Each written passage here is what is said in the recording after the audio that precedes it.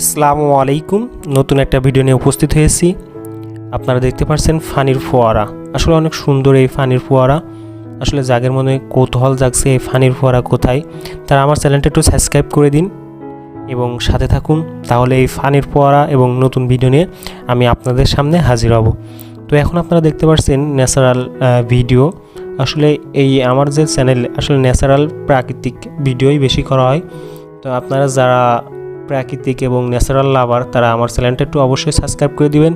আর যারা আমার চ্যানেলটা সাবস্ক্রাইব করেছেন তারা অবশ্যই আমার ভিডিওগুলো দেখবেন এবং লাইক কমেন্ট শেয়ার করবেন।